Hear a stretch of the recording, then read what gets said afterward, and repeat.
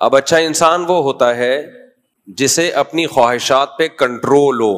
سارا مسئلہ ہی یہیں سے ہے بھائی. آپ اگر دل کے پیچھے چلتے ہو کہ دل کیا کہہ رہا ہے, تو دل کے پیچھے چلنے والے آخرت بھی برباد کر دیتے ہیں اور دنیا بھی برباد کر دیتے ہیں جو اپنے دل کے پیچھے چلتے ہیں.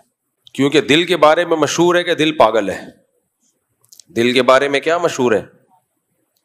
دل پاگل ہے. اور یہ غلط مشہور نہیں ہے, بالکل صحیح مشہور ہے. بعض چیزیں صحیح ہوتی ہیں اس لیے مشہور ہو جاتی ہیں. ہر مشہور چیز غلط نہیں ہوتی, بعض دفعہ صحیح بات ہی مشہور ہوتی ہے. تو دل کیا ہے؟ بولو نا, پاگل ہے. اس کا کام ہے چاہتوں کو پورا کرنا, چاہنا. عقل اسے کنٹرول کرتی ہے کہ تو صحیح چیز چاہ رہا ہے یا غلط چیز چاہ رہا ہے. شوگر کا جو مریض ہے اس کا بھی دل چاہتا ہے نا لڈو کھانے کا, ہے؟ دل چاہتا ہے کہ نہیں چاہتا؟ یہ دل کے پاگل ہونے کی علامت ہوئی کہ نہیں ہوئی؟ تو کیوں چاہ رہا ہے بے وقوف؟ تیرے لیے تو میٹھا نقصان دہ ہے, لیکن دل کہتا ہے نہیں کھاؤ. حالانکہ نقصان اس سے کس کو ہوگا؟ خود دل کو ہوگا. تو اس لیے جو لوگ فیصلے دل سے کرواتے ہیں تو وہ نہ دنیا میں کامیاب ہوتے ہیں اور نہ آخرت میں. انگریز لوگ جو کافر ہیں وہ کیا کرتے ہیں؟ وہ اپنی خواہشات کو اتنا کنٹرول کرتے ہیں جس سے ان کی دنیا سیدھی ہو جائے. آخرت کے معاملے میں وہ ایمان ہی نہیں رکھتے تو آخرت کی ان کو کوئی فکر ہے نہیں. جبکہ اللہ اس کے رسول صلی اللہ علیہ وسلم چاہتے ہیں کہ اپنی خواہشات کو اتنا کنٹرول کرو کہ دنیا بھی سیدھی ہو جائے اور آخرت بھی سیدھی ہو جائے, تمہاری آخرت بھی صحیح ہو جائے.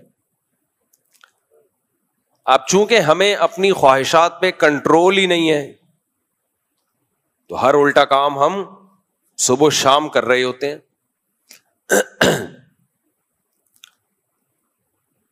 یہ جو غصے میں طلاقیں دیتے ہیں یہ کون لوگ ہیں؟ جنہیں اپنی خواہشات پہ کنٹرول نہیں ہے, غصے پہ کنٹرول نہیں ہے, بس جو دل چاہا کر لیا, بعد میں روتے پیٹتے ہیں, پھر مفتیوں کا دماغ خراب کرتے ہیں آ کے, پھر زندگی بھر روتے ہیں, برباد ہو جاتے ہیں, اپنے آپ کو بھی برباد کرتے ہیں, بیوی کا گھر بھی خراب کرتے ہیں.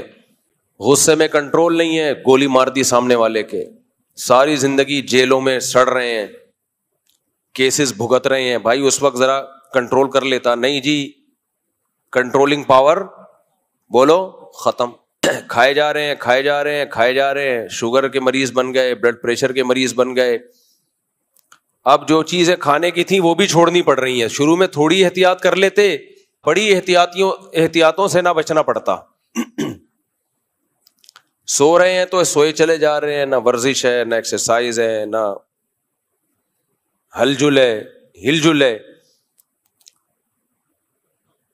تو سارا مسئلہ کس کا ہے ہمارے ساتھ؟ کنٹرولنگ پاور بولو ختم. ایک ظلم تو ہم نے اپنی جانوں کے ساتھ یہ کیا ہے, یہ کنٹرولنگ پاور ہماری کیا ہے؟ ختم. دوسرا اس سے بڑا ظلم ہوا ہے. اچھا یہ مذہبی اسکالرز میں بھی ہے یہ چیز, کنٹرول پاور ان کی بھی ختم ہے. جو بات پبلک کو بیان کرنے کی نہیں ہے وہ بیان کی جا رہی ہے کیونکہ آپ کو آتی ہے وہ بات.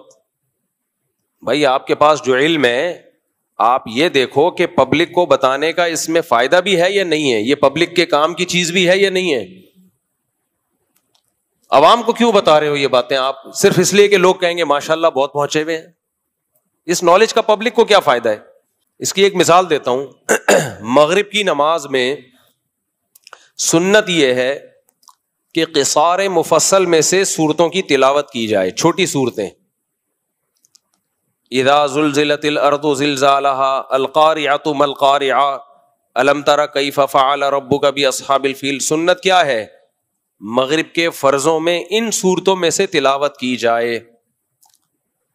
ہمارے مسجد میں دارالافتاء والارشاد میں مفتی رشید احمد صاحب کے دور میں قاری صاحب آئے, وہ مغرب کی نماز میں کبھی سورہ بقرہ سے تلاوت کر رہے ہیں, کبھی سورہ آل عمران سے. تو حضرت نے فرمایا بھائی جو سنت طریقہ ہے اس پر عمل کریں. اب مغرب میں پبلک بھی زیادہ ہوتی ہے, فجر میں پبلک کم ہوتی ہے.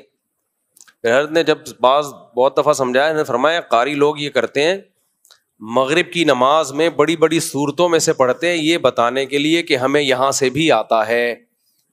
سمجھ رہے ہیں؟ اگر وہ علم ترا پڑھ لیں گے تو پبلک کہے گی یہ تو ہم بھی پڑھ سکتے ہیں، اس میں آپ نے کون سا تیر مار دیا. اگر وہ مغرب کی نماز میں قل هو اللہ احد پڑھ لیں گے تو پبلک کہے گی یہ تو ہمیں بھی آتی ہے. آپ وہاں سے پڑھیں جہاں سے پبلک کو نہیں آتا، تاکہ پبلک کو پتا چلے آپ بہت بڑے قاری ہیں. آپ نے مجھے دیکھا ہے میں مغرب کی نماز میں کیا پڑھتا ہوں رفیع بھائی، علم ترا، قل هو اللہ احد. مجھے کتنے سال ہو گئے یہاں، 20 سال یہی صورتیں پڑھ رہا ہوں. بہت کبھی ایسا ہوتا ہے کہ بیچ میں سے پڑھ لی، حالانکہ ہم حافظ قرآن ہے الحمدللہ. مغرب میں ہم یہ پڑھ رہے ہوتے ہیں الہاکم التکاثر ویل لکل ہمزۃ لمزہ لإلاف قریش القاریعۃ ما القاریعہ، یہ سے چل رہی ہوتی ہے. بھائی پوری سورت ایک پڑھ لو ایک رکعت میں، دوسری رکعت میں دوسری پوری سورت پڑھ لو. لیکن بعض قاری لوگ کیا کرتے ہیں کہ وہ بیچ بیچ میں سے مغرب سے، تاکہ پبلک کو پتا چلے کہ ہمیں یہاں سے بھی آتا ہے. ٹھیک ہے پبلک کو پتا چل گیا، لیکن جو سنت تلاوت ہے وہ تو چھوٹ گئی نا. کبھی کبھار ٹھیک ہے، سنت تو ختم ہو گئی نا. فجر میں آپ پڑھیں طوال مفصل میں سے، تو ہر وہ چیز جو آپ کو آتی ہے تو یہ بتانے کی ضرورت نہیں ہے کہ مجھے یہ آتی ہے. یہ سارا مسئلہ یہاں سے خراب ہوا ہے. لوگ مجھے کہتے ہیں نا شادیاں کرتے رہتے ہو بیان میں، مفتی صاحب کے پاس کوئی علمی باتیں نہیں ہوتی، کوئی علمی صلاحیت نہیں ہے. میں عوام کے سامنے وہ بات کرتا ہوں جو عوام کے مینٹل لیول کی ہے، جس کی پبلک کو ضرورت ہے. باقی ہم علمی لحاظ سے کچھ آتا ہے یا نہیں آتا میں دعویٰ نہیں کرتا، لیکن ہمارے وہ لیکچر سنو جو مدرسوں میں ہوتے ہیں. جب مدرسوں میں ہم لیکچر دیتے ہیں، اصول فقہ کی کتابیں یا حدیث کی کتابیں یا تفسیر پڑھاتے ہیں، تو ہمارا اسٹائل کچھ اور ہوتا ہے، وہ یہ والا اسٹائل نہیں ہوتا جو ابھی ہے. سمجھتے ہیں کہ نہیں سمجھتے ہیں؟ اب جو باتیں مدرسوں کے طلبہ کے سامنے آنے کی ہیں وہ میں پبلک کے سامنے لاؤں، اور جو پبلک کے سامنے کی ہیں وہ طلبہ کے، تو یہ سارا کام الٹا ہو جائے گا. فرقے پیدا ہوں گے، نئے نئے تشویش پیدا ہوگی لوگوں میں.